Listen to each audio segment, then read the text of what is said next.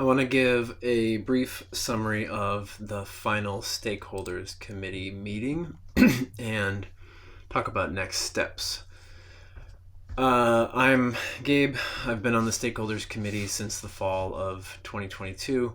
Been trying to engage the public on this topic ever since then. First thing we did was reviewed the feedback from the third open house, and starting with in-person, there wasn't really anything conclusive. They just did a show of hands at the end who supported the city's hybrid option or the Central Park option, and it didn't really work out because a lot of the golfers that were there were not supportive of the hybrid option. They didn't like the idea of losing the driving range and repositioning a couple of holes in order to free up a small percentage of the property for some alternative uses that the public has been asking for.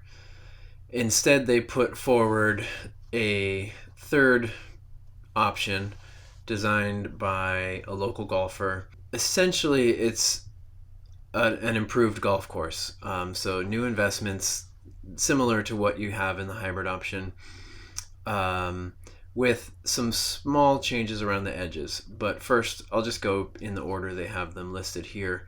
So they're showing two trails going through the property, one north to south. So that would be here and ending here in the parking area. And then I guess you just walk out along the road. And the other one going east to west, right around here. I haven't heard any discussion about how pedestrians would be kept safe on these trails while golf is happening. Who would bear the responsibility if some kind of injury were to take place. And I have no sense of whether people would actually be comfortable walking on these trails through the golf course. So they say native prairie expansion. I don't know what that looks like exactly, but it does look a bit larger than it currently is here. Putt-putt course up here in this corner. The one actual change to the holes is here instead of hole 5 starting up here where the putt-putt course would be. They shortened it to right here, making it a par 4. So that hole does get a little shorter. There's a community garden down in this corner, which is currently kind of mostly just a grassy field and doesn't kind of cut into the golf at all. They're showing a parking here, so I guess they're saying that shortens one of the holes. I guess that'd be hole 6. They're showing the affordable housing that was presented in all the plans at Open House 2. So that's, I believe, 6 units of affordable housing. And then they're saying 5 to 10 year plan for a larger restaurant, tap room, and event space open to the community. So basically improving the existing infrastructure there. The restaurant there is already open to the community. So I don't know what that would look like exactly, but. And then lastly, they're saying driving range to adapt for a few summer concerts. So yeah, that's their version of a hybrid plan. And needless to say, I don't think that goes anywhere near the public sentiment on this piece of property. Even the city's plan, I don't think goes far enough, and I can talk more about that later. As far as the online third open house went, I attended that, and the comments were almost totally in favor of Central Park, and there's some great comments. I think they start around the 37-minute mark if you go to the city's website and click on the recording of that. You can listen to those comments. And then the third survey did give hybrid a slight lead, which I was hoping that Central Park would have done better, but it's to be expected, I think, when people are asked to weigh between those two choices, because the hybrid option represents some kind of compromise, and so therefore some amount of golfers are going to get behind it, and some amount of people who would like to just see change are going to get behind it. Although the participation dropped off quite a bit, 608 responses for this third survey as opposed to almost 1,500 people participating in the first round of the open houses and the survey that accompanied it. So you have quite a bit less people participating at this kind of late stage in the game. And I think there are a lot of structural reasons why a golf option at this stage, well, at all stages really, but at this stage in particular, is going to fare better in these types of surveys and open houses. Anyway, that's the results from the third open house and survey.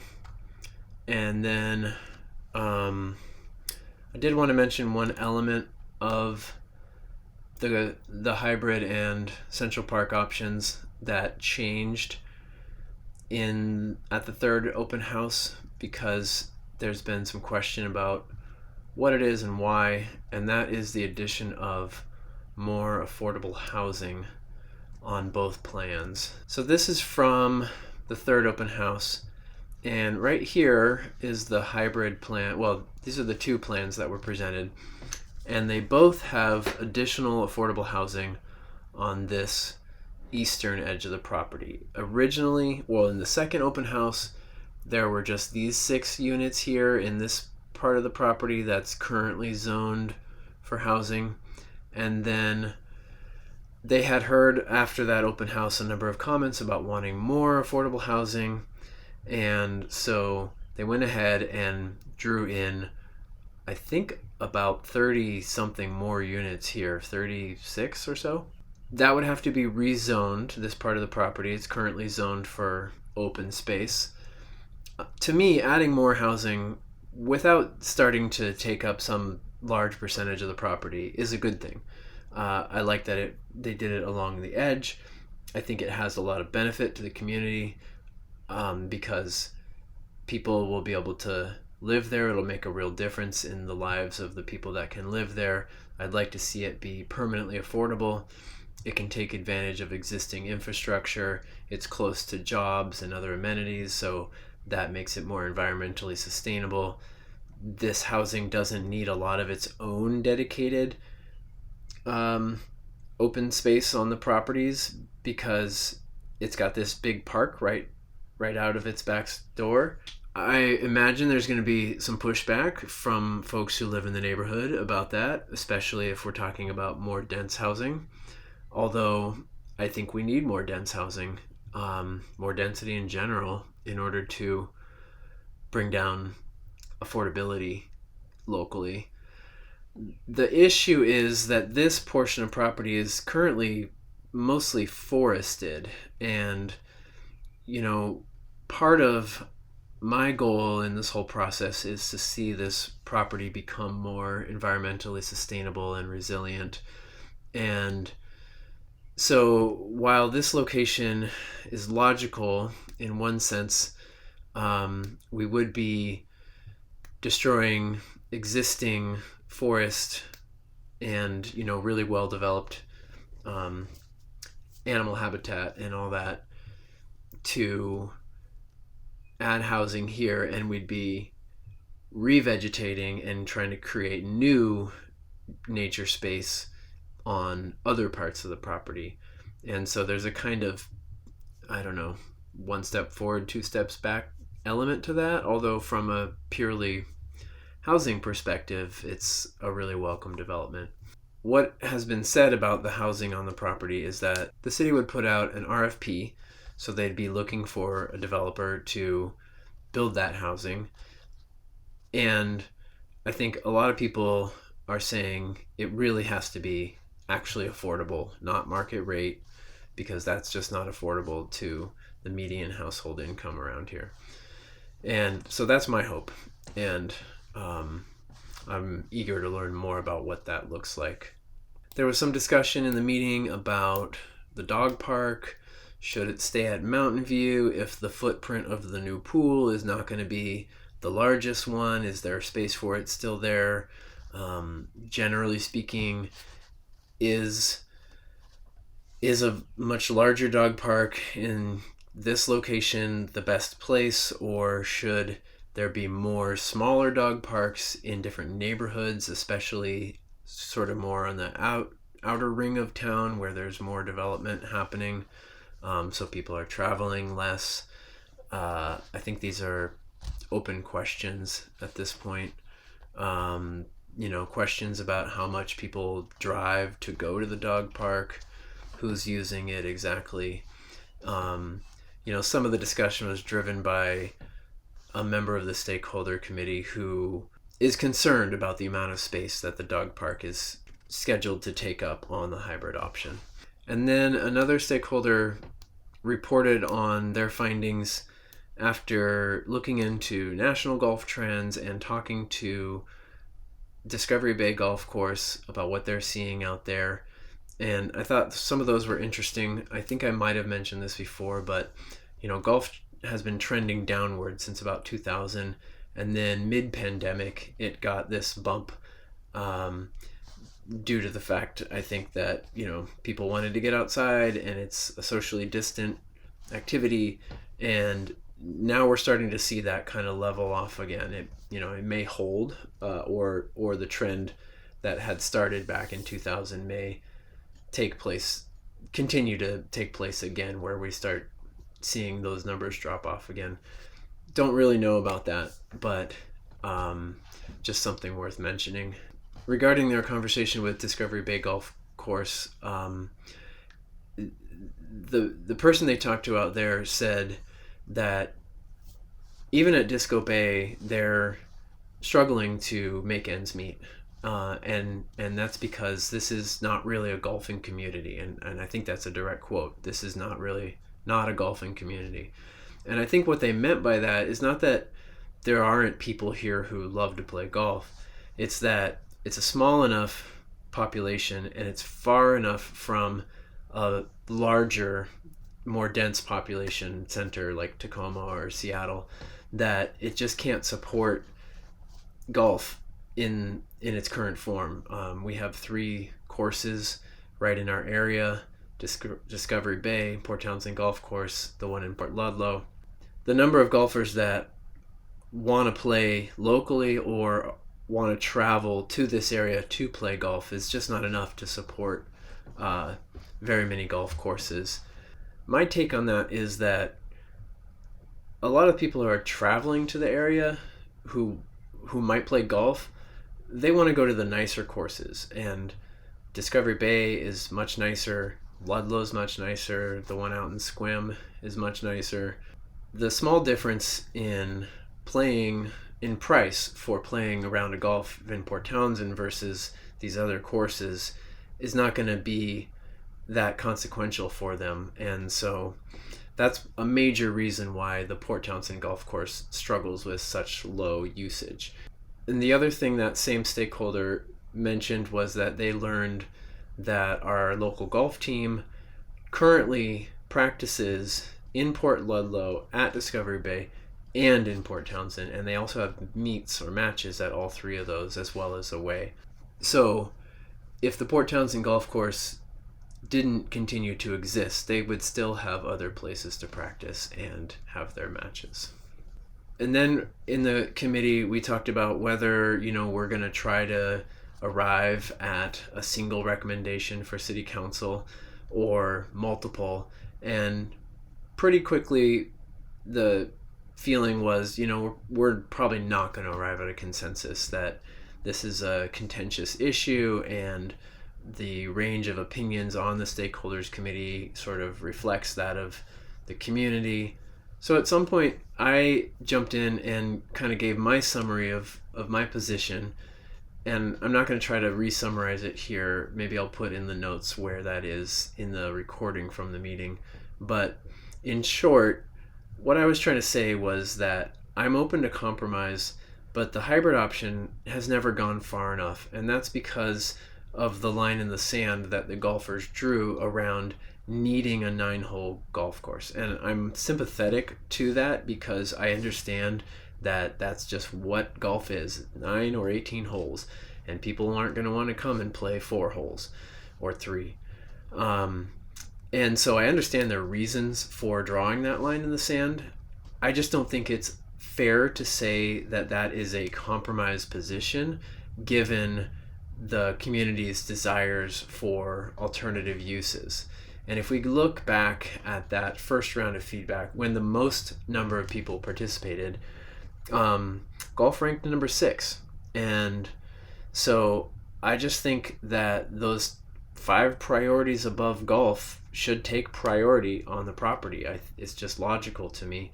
And so my basic argument was that the hybrid option has never gone anywhere near where community sentiment is at as far as how this land should be used. And then, so a little later in the meeting, another stakeholder said, what if we had a hybrid option that had some golf amenities, but not a 9-hole course?